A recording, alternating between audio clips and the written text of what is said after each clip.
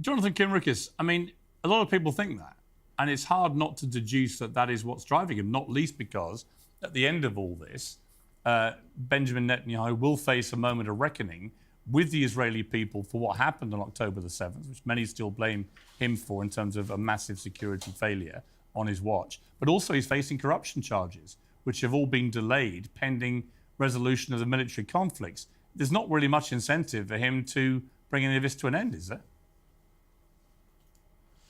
Yeah, you know, never was a spokesperson for Netanyahu, and I certainly don't intend to be. And I think it's a bit flat to analyze everything happening in the Middle East only from Netanyahu's perspective and then dress everything up as if it is all related in some, you know, mystical way, like the Elders of Zion type of thinking. I would offer, you know, a different military way of looking at it. And when I see what Israel is doing, there's a lot of sense. For the first time in 11 months, or in a year after 11 months, Israel actually started gaining success against Hezbollah, and success leads to success. And when you succeed on the battlefield, you want to make sure that you exploit your enemy's weakness.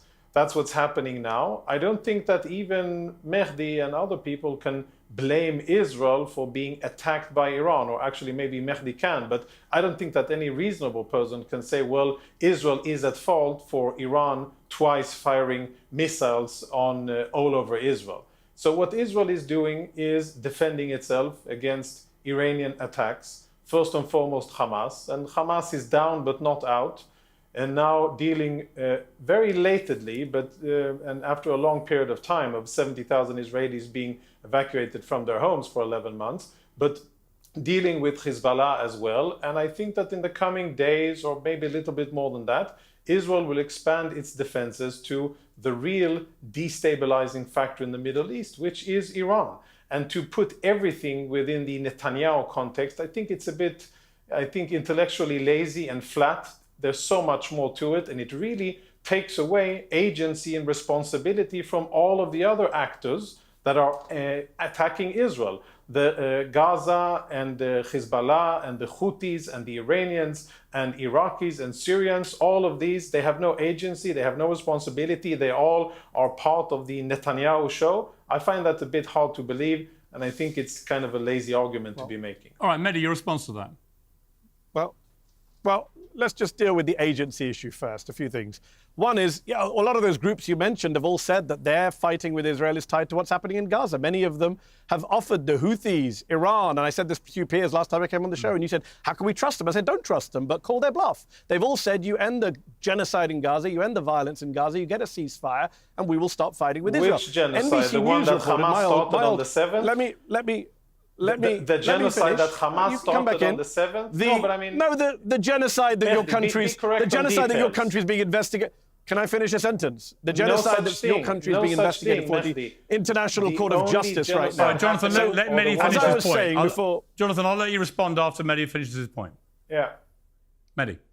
I barely started, but he doesn't want people to hear what's going on. All of those groups have said they'll stop if Israel stops its genocide in Gaza. NBC News reported that Israel killed Nasrallah because he said, I'm only going to do a deal with you if you do a ceasefire in Gaza. I want to link a ceasefire in Lebanon with a ceasefire in Gaza. And the Israelis told NBC News that's why we killed him. So we know that these groups have agency. Israel has agency. Jonathan Conricus wants your viewers to believe that Israel just blindly, Israel was just minding its own business and Iran attacked it. Israel attacked Iran first. In Syria, they bombed an Iranian consulate in violation of the laws of international law and international diplomatic law. Yeah, they killed Iranians in Iran. They then bombed Ismail Haniyeh in Tehran. They bombed the Iranian capital. And then they bombed Beirut and killed a senior Iranian general. So actually, it was Israel that's been provoking. And when he talks about source of destabilization in the region, everyone in the region knows it's Israel that's destabilizing the region. It's Israel right now that's escalating wars in multiple countries. Everyone around the world knows it's Israel that's the country that is causing the issues. 40 countries, peers. 40 countries have just put out a statement on Saturday saying, can Israel please stop attacking UN peacekeepers, blue helmets? So please don't give us lectures on who is stabilizing, destabilizing the region.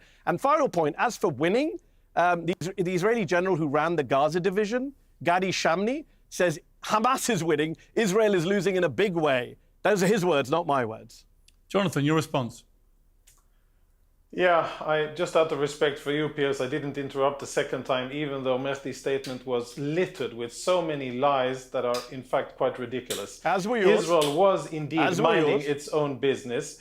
Israel was indeed minding its own business on the 6th of October when Hamas, with a genocidal intent, invaded into Israel and butchered Israeli civilians. Israel was also minding its own business along the Lebanese border when on the 8th of October, Hezbollah started firing at Israeli civilians and military and eventually forced about 70,000 Israelis to flee their homes after many of them were killed.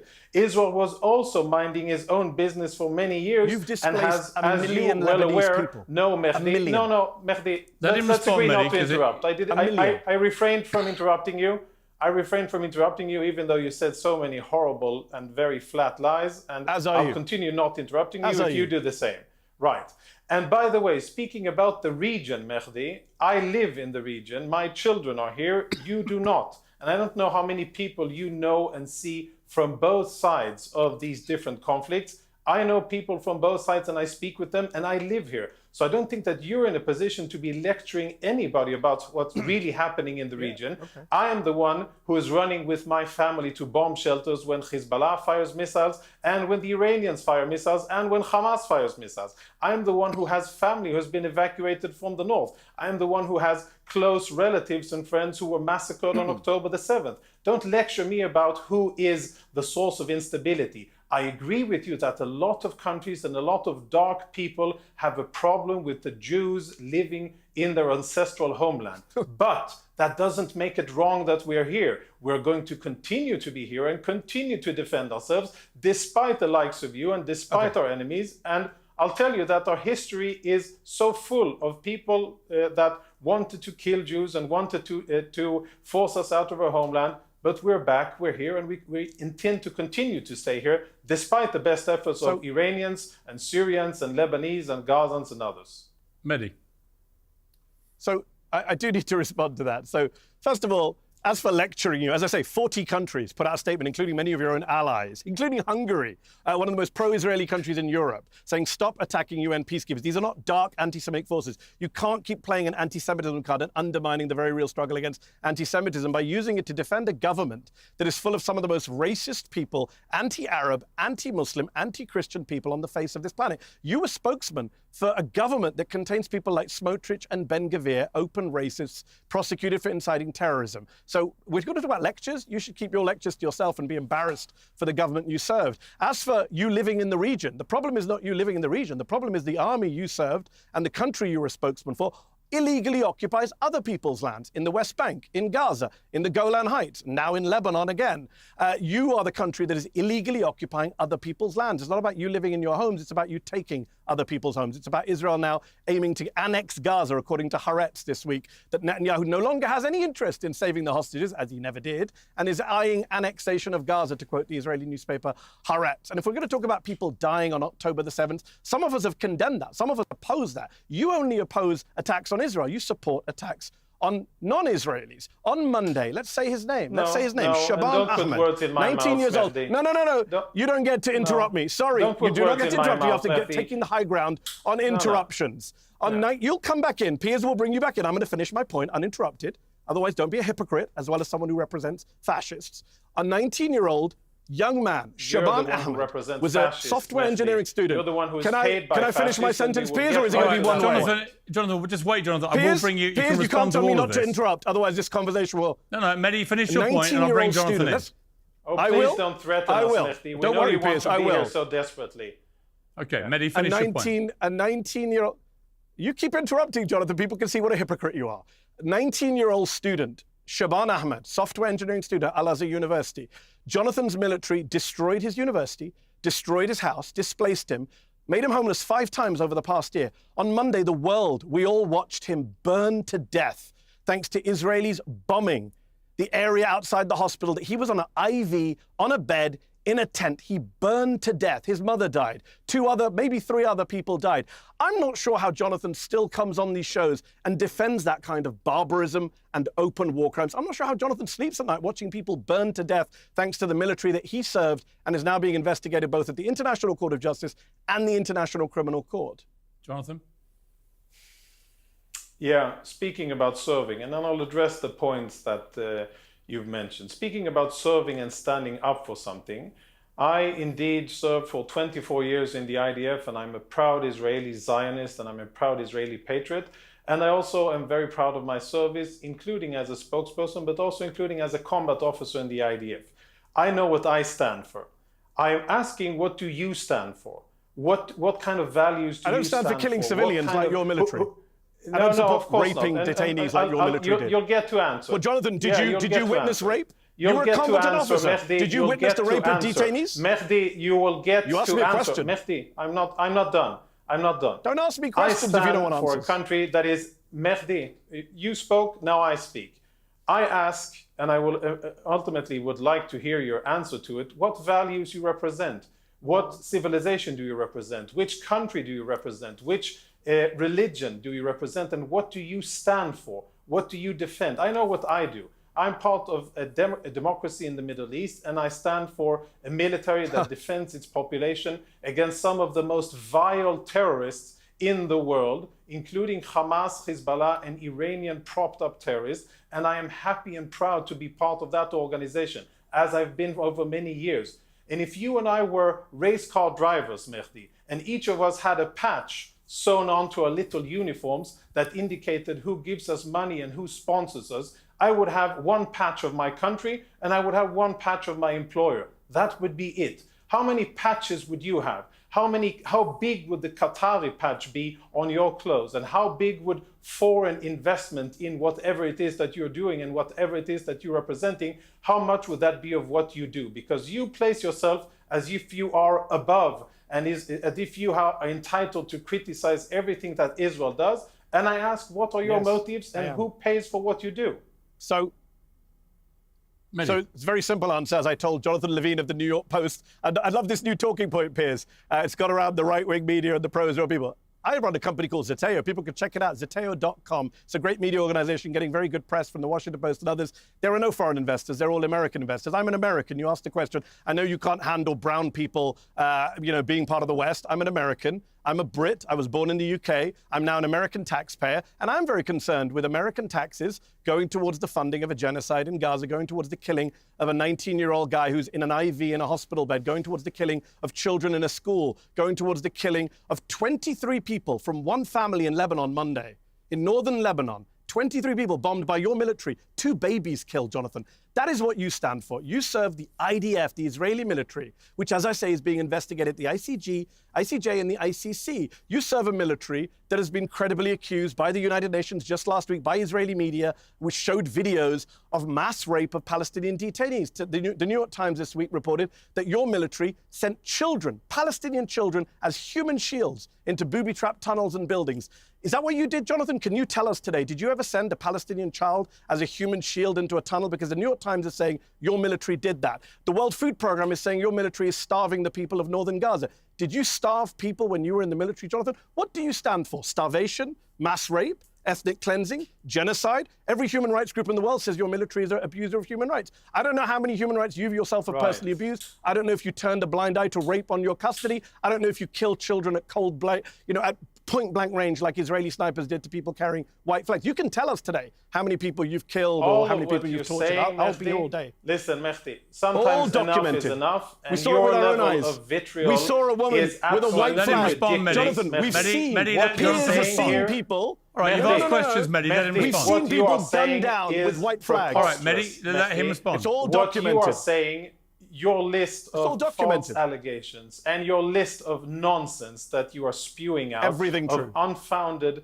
things, that the fact that someone wrote it doesn't make it true. All of these things that we saw people with white flags gunned down in front of our eyes, by someone. Jonathan, Piers has seen it, and I've seen it, and everyone watching the show has seen it. All of what you are saying is slanted and biased, and I read parts of your book, and I know exactly what you're doing. We watched it, Jonathan. What you're doing is trying to use. Thank you for reading the book. It's called Win Every Argument, and you're losing. Well, let other peoples be the judge of that. Piers can tell us. Piers can tell us. But what I can Piers, say, have you watched unarmed people gunned down by the IDF, Piers? Why don't you jump in as a moderator and clarify who's telling the truth? Mehdi, I can say I can say categorically, Mehdi, that under the circumstances that Israel finds itself under, I cannot think of any military that would behave in a more humane way. And I say that in 100% sincerity, without blinking. The International Criminal Court Chief Prosecutor disagrees with you, and Jonathan. I will continue to say it, Mehdi, and I will continue to say it despite for Hamas and Hezbollah and Iranian apologists like yourself. And I will continue to say it and know that I stand on firm ground. Is Israel perfect? Do we never make mistakes? How am I Definitely not. Israel. Well, you just said that Israel was the one that attacked Iran when Iran was minding his own business, which is absolutely ludicrous. Facts don't care about your feelings, Jonathan. April 2024, you are Israel did who's bomb trying to an play Iranian on consulate feelings. in Syria. Mehdi, you are the one who's only trying to play on feelings and on sad stories. If you don't want to respond to any facts, it's up to Piers and his show. Here's what I think, guys. I think this was working very powerfully when you give each other the chance to respond to each other. Okay, you both feel very strongly about it. Okay, so let's do that from now. You both have passionate views. I understand that. You disagree with each other. I think for the audience at home watching, if you talk over each other, we lose it. Well, Jonathan can't stop being racist. Well, Jonathan, Jonathan can't stop being racist. Mehdi, can't stop being racist. Let Jonathan finish his... Jonathan finish, and then Mehdi respond. Jonathan, finish your point. But I've acknowledged the racism. So I think that what you've said is a laundry list of some of the low-hanging fruit and the concoctions that have been made up against Israel. Some of it may have a kernel of truth, and there may have been 10 soldiers who did something, and there may have been other soldiers who did something else that was wrong and that they shouldn't do. Is it common practice? No. Is it something that is sanctioned by the IDF? No. You tell us the sad story of the Palestinian who was unfortunately killed in the Israeli strike, or as a by-result of an Israeli strike in Deir el-Balach yesterday. He was killed not because he was a target. He was killed because Hamas ammunitions that were stored by Hamas in close proximity to that location exploded. The IDF fired 2 small bombs at that location, and they wouldn't have exploded and caused that kind of fire had it not been for Hamas weapons there. If you care about Palestinian civilians, and as a human being, I was sad to see. I saw his video before. He looked like a very nice and decent human being, and it's sad that he and his family were killed. I saw the movie of burning people. It hurt me as a human being as well, and I wouldn't want to see it again, and I wouldn't want that to be reality in Gaza. But the reason that happened isn't because the IDF is fighting there. It's because Hamas is storing weapons there, and they're abusing humanitarian facilities, and they're using schools and mosques and whatever is left of hospitals in order to fight from. And then the IDF targets where the Hamas is fighting from. And unfortunately, people have gotten wounded. I regret that. I know for certain that wasn't the intention of the IDF. It's a very sad and regrettable side effect of that happened. And I'm sure that the IDF will be extra careful in the next time that they attack. But it doesn't make it deliberate. But I think it's hypocritical of you, and I will finish. I think it's hypocritical of you, Mehdi, that you don't speak about the fact that why are they there in the beginning? Why are there ammunition stored in a hospital? Why is Hamas using hospitals to fight? Isn't that something that should be criticized even by a highfalutin person like you? Okay, Mehdi, your response. So first of all, that's false. Even the Israeli military hasn't claimed it was ammunition. There's a debate about what the secondary explosions caused. It could have been the gas cylinders that people were using. But the issue is you're bombing areas of tents and hospitals. You've bombed refugee camps, as Piers pointed out. You've bombed schools. As I've pointed out, and you've dodged, you bombed a Lebanese Christian town and killed 23 people from one family, including 2 babies. You've bombed UN peacekeeping soldiers from Ireland and Italy who are not Hamas or Hezbollah either. Israel is bombing people deliberately. We don't need your word for that. We've seen hundreds of TikToks, including my company, Zateo, that you happily mentioned earlier, put out an entire documentary interviewing Israeli soldiers and showing the TikToks of them bragging about their violence inside of Gaza and now Lebanon. You talk about low-hanging fruit. Let's just be clear here on the facts, since people are not going to get the facts because as you've read my book, you know there's a tactic called gish galloping, which is what you just did, which is to talk over all the facts without engaging with them. Here are the facts that people can go look up for themselves. Human Rights Watch, Amnesty International, the UN Human Rights Office, UNICEF, UNHCR, Save the Children, World Food Programme, WHO, Doctors Without Borders, I can keep going, Refugees International, International Rescue, they all, Care International, Christian Aid, Physicians for Human Rights, they all say The Israeli military is to blame for the casualties, for the killing of innocent people, for not giving warnings, for bombing civilian targets, and for starving the people of northern Gaza. Right now, Save the Children say that northern Gaza looks like the depths of hell. The World Food Programme says no food has been allowed in by your government and your military since the start of October. And by the way, one last point. You mentioned, oh, maybe 10 soldiers did this, 10 soldiers did that. Actually, according to the UN, this stuff is systematic. And I would ask you asked me who my investors are, I'll ask you. You were in the Israeli military. You proudly said you were a combatant. Someone asked you, were you involved in the things the Israeli military is being accused of by the International Criminal Court chief prosecutor, by human rights groups, intentional killing of civilians, starving of civilians, the use of rape and sexual violence against detainees, using Palestinian children as human shields, as the New York Times reported this week? Did you do any of that when you were in your service, Jonathan Conricus?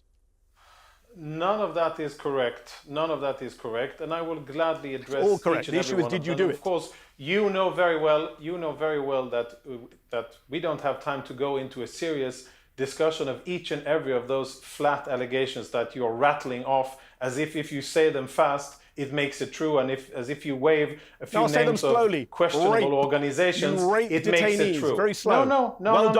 You don't. No. Mehdi, I didn't interrupt. Let's keep it that way. I really refrain from interrupting. Let's keep it that way. It makes for better discussion.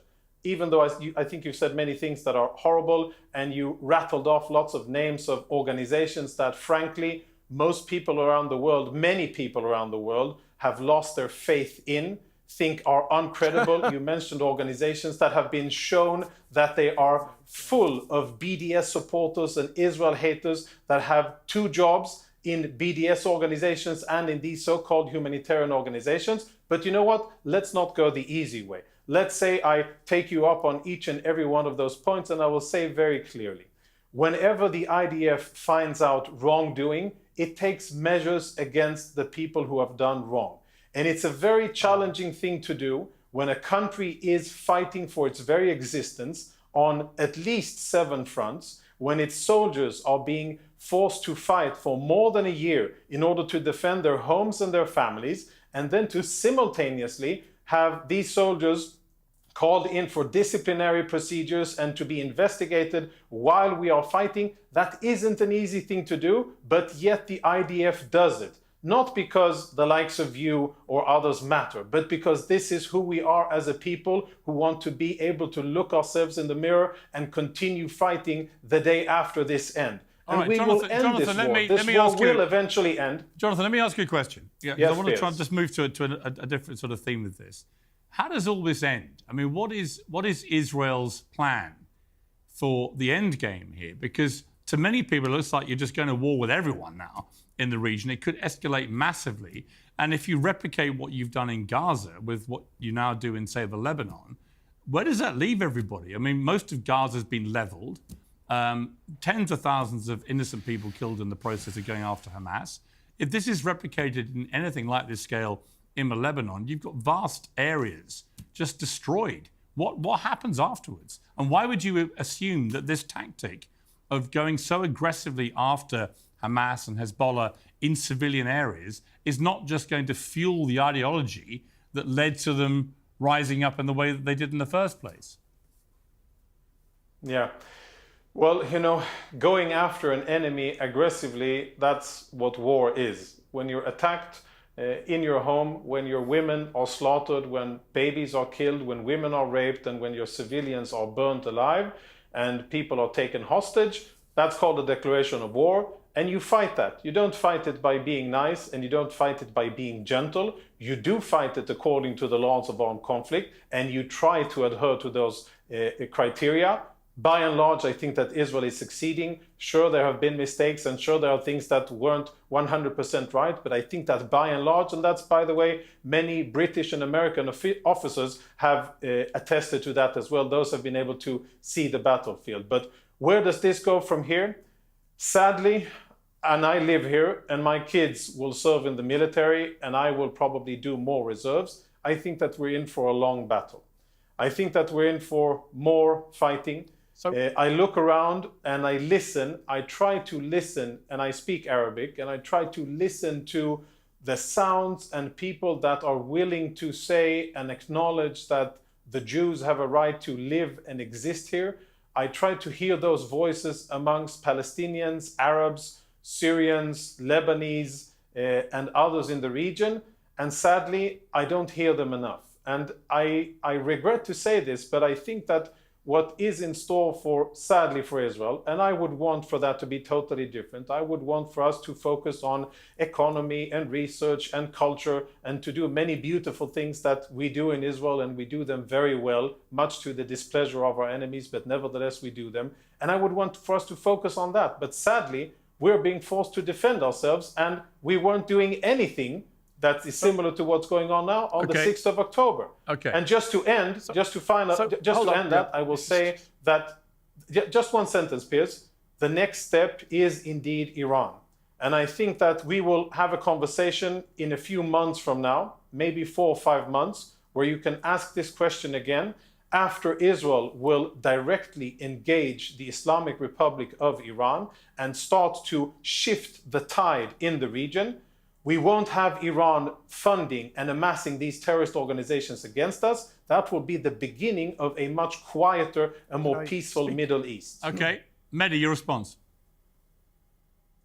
Yeah, I've got a lot to respond because a lot was said. Let me just deal with the first point, this nonsense about October the 6th. It was all peaceful. Gazans were being killed on October 6th, 5th, 4th, 3rd. West Bankers were being killed on October 6th, 5th, 4th, 3rd. It's a complete lie that there was some kind of peace or quiet in the neighborhood. Maybe in Israel there was, but people were still bearing the brunt of occupation violence in both the West Bank and Gaza. It's a total and utter lie to suggest otherwise. It's also interesting that Jonathan responded to your question, Piers, by talking about how, and I think I'm quoting him correctly, that when you come into our homes and you kill our civilians and you rape our women and you set us on fire, that is a declaration of war. Which is ironic because he's just described everything that Israel has done in Gaza and the West Bank, both in recent weeks and months and over the years of occupation. So how come it's not a declaration of war for Palestinians when Israel does it to the Palestinians? It's only one-way traffic. Only one side has a right to defend itself, right? Not the other side. Number two, I would just say, he talked again about kind of, oh, there were too many names and I speak too fast. Let me just be clear. I could speak very, very slowly. One issue, rape. He lies and tells your viewers that Israeli soldiers are held to account. That's not true. Anyone can go on Google right now and look at the number of Israeli soldiers, the percentage who are actually indicted or charged with any crimes. It's 98, 99% of Israeli soldiers are never charged with any crimes. And that's from B'Tselem, that's from Israeli human rights groups. I'm sure Jonathan will call them anti-Semites as well. And when we look at one single instance of rape in detention, which was well documented by the Israeli media and by human rights groups and actual Palestinian eyewitnesses, what happened? The Israeli military police, Piers, went to the base to try and arrest the soldiers. The soldiers ganged together, attacked the military police, and then the parliament had a debate about whether rape should be legal or not, whether it's legal to rape Palestinian detainees. And now we're learning this week, Piers, that the military police officers who were assaulted by the soldiers who were the buddies of the rapists, are too scared to give testimony against their soldiers because they're worried about repercussions. Mehdi, I don't disagree with you. I don't know. Hold on, Piers. No, but I want to ask you one question. That is very important that we talk about accountability. I know. I've got one supplementary. I will answer your question, but I'm going to finish my. But on the issue of rape, I will. I'll come. Okay, on that one issue of rape, though, what I haven't heard you mention at all is the hideous sexual abuse, including rape, of so many innocent women. Because we all condemn that. On October the 7th. Well, no, but I'm asking you now, you haven't mentioned it. And Jonathan's raised that several times. You only seem fixated. Why would I? Because you're fixated with Israeli soldiers who may have committed rape. What about the rape against Israelis? Piers, if you want to do a debate like that, invite Jonathan Conricus and invite a Hamas spokesperson. I'm sorry, I'm not a spokesman for Hamas. I've condemned Hamas. Unlike Jonathan, I condemn people who engage in human rights abuses. I did it. Hold on. Well, I've done it. Well, maybe you should pay attention, Jonathan. Instead of reading my book, check everything I've said on the conflict. I was condemning Hamas decades ago, and I've been attacked by certain people for condemning Hamas. Can I finish a point? You gave a long speech. Yeah, so far, you and Piers have both interrupted me. No, you can. I'm going to answer this point. If you want to have a Hamas spokesman, have a Hamas spokesman. I did an entire show. We keep mentioning Zeteo. I'm loving the plugs, Piers. Appreciate you. On Zeteo, people can go and watch an entire show I did with Bassem Youssef, another one of your guests, where I talked about on that show about how the UN report talked about gender and sexual violence on October the 7th, how that needs to be prosecuted, how it needs to be investigated. And you know what the UN said? They said, we haven't been able to confirm instances of rape, but we want to, but the Israelis are blocking us from interviewing witnesses and coming into Israel. So maybe Jonathan should get his government to allow UN investigators to finish the the job because I believe all rapists should be held to account. Jonathan doesn't. He hasn't said a word. I've brought it up several times. He said, oh, it's a few men here and there. No, no, no. They're not being prosecuted. The Israeli parliament defended them. The Israeli media had debates about whether rape should be legalized. That is the military he's part of. He earlier, in a very racist way, suggested, I have no civilization, no country, no loyalty except to Qatar and Iran. I'm a British American of Indian descent. I have nothing to do with Iran or Qatar. I would say this, that Jonathan needs to deal with those human rights abuses. And finally, the last point I'll make, you keep going on about, oh, these groups are not taken seriously. Jonathan Conricus, peers, wants you and your viewers to disbelieve Amnesty, Human Rights Watch, UNICEF, UNHCR, Refugees International, International Rescue, Christian Aid. Disbelieve all those groups. Disbelieve the World Food Programme run by Cindy McCain, the late widow of John McCain. Disbelieve all of them and believe the Israeli military, which he was a spokesman for, which was caught lying about beheaded babies, about calendars on the bottom of hospitals, about Lebanese documentaries, the number of the Israeli military lies that they've had to own up to. It's a joke. No one trusts anything Jonathan's saying. All right, Jonathan, final word to you. Yeah, actually, many people do trust what I and my peers say. And many people, I think, listen to the kind of thing, the kind of goods that you peddle, Mehdi. And the goods that you peddle are Israel hatred. Sometimes it's more sophisticated and more well-founded. Sometimes it's very easy to dismantle. And it's very clear where you stand. I asked you before, and you conveniently didn't answer. What is it that you stand for? What do you represent? What human are rights, the values that dignity, you stand equality, for? Right. Not rape and war if it's crimes human like rights and dignity and equality, then I suggest that you stand equally and speak about how they're violated by the oppressive Iranian regime against the Iranian people. Speak about what the Syrian dictator does against his people. I've criticized Speak Qatar. about how Hamas That's brutalizes 2 million Gazans and how Hezbollah deals with dissenters in Lebanon. You won't the criticize problem Israel. with what you're saying, the problem with what you're doing, Mehdi, Mehdi, the problem with what you're doing, Mehdi, is that it's very easy to listen to you less, even though you speak eloquently and you have good sources. It's easy to listen to you less and believe to you less because it's very clear what you're motivated by.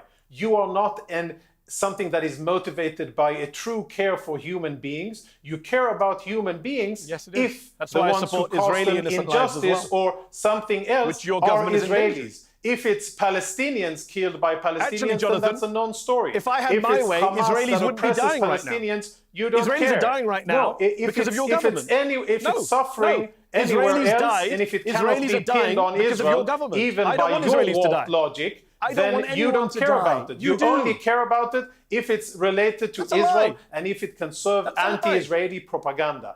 And that undermines your credibility. You speak about my credibility. I'm Saudi very Arabia. easy and open, and it's You're very just lying, clear. Jonathan. I You've got stand nothing for my left. country, and I'm happy to defend it. But Can you what you criticize stand Israel? for is just attacking Israel. Of course I can criticize, and I even do it on my Twitter. Just. I've said things about my prime minister, and I've said things about my military. Of course I have. You couldn't even criticize mass rape by your fellow soldiers. Listen, there hasn't been mass rape. It's such a Shameful, It's such Jonathan. a nonsense talking point. You should be ashamed of yourself. It's such a nonsense talking point, so I won't even. So the UN's lying, the New York Times is lying, It is CNN is lying. The UN isn't saying it. Everyone's the lying. UN isn't saying it. The Except fact that you you and the mentioned Israeli an military. organization name Actually, doesn't the make UN it true. Commission of Mehdi. Inquiry last week. Chaps, UN Commission of Inquiry. it I'm going to hasn't. call a No, it timeout. hasn't. because we've- Everyone can Google it, Jonathan.